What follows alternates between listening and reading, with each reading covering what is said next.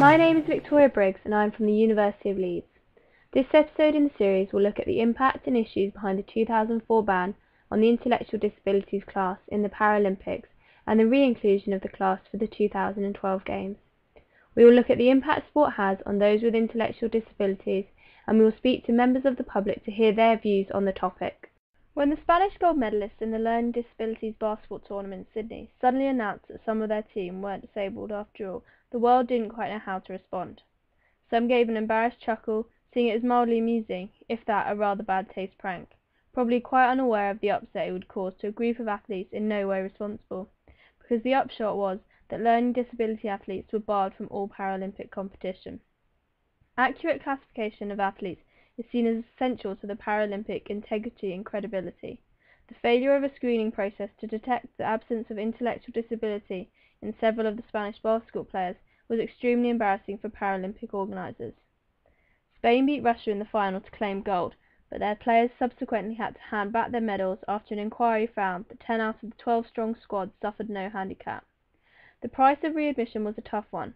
The international organisation that runs learning disability sports, INASFID, was given the job of finding a scientifically robust method of measuring not only intellectual capacity, but how it would relate to sport-specific skills.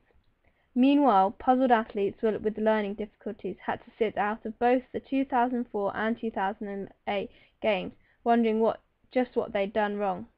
But finally a system has been devised, and delegates at the International Paralympic Committee's General Assembly in Kuala Lumpur came to the conclusion that learning disability athletes would be allowed to play in the 2012 Games in 4 sports: athletics, swimming, table tennis and rowing.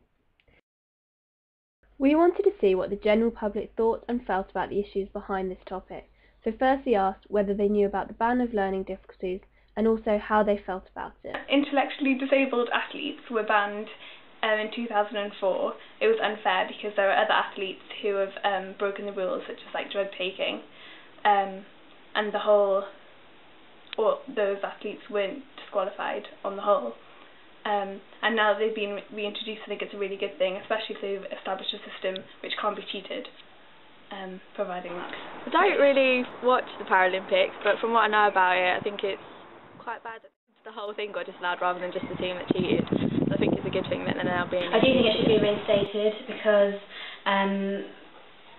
it classes learning difficulties, classes disability, even though a lot of people think just because you can't see it, it's not there. So I think it's up to the Olympic Committee to set a fair test so that teams can't cheat, and if by some chance an athlete does get through, then only they should be banned and not the whole team, like in the normal Olympics. One of the main things that came across while talking to the public was the little amount that was actually known about what had occurred in the Paralympics. Although once they had been informed about it, it seemed that they were quite passionate about the problems and had some strong views. The main concern now is to make sure the athletes are prepared and ready to compete in 2012. People with an intellectual disability find it harder than others to learn, understand and communicate, and because of their disability, many people still find it harder to enjoy sport. They find it more difficult to find a club, to access events, or to find coaches who understand the support they need. Too often, sports organisations are simply not accessible and do not encourage people with an intellectual disability to get involved. INAS strives to overcome these barriers.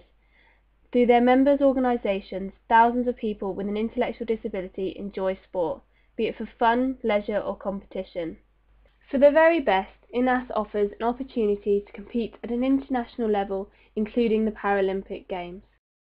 With the re-inclusion confirmed and set for 2012, I hope that this will provide those with intellectual disabilities a goal to work towards, where they will be able to perform to their best and represent their country just like any other athlete. Thank you for listening to this podcast series, The Illusion of Inclusion. We hope you have enjoyed it and learnt lots.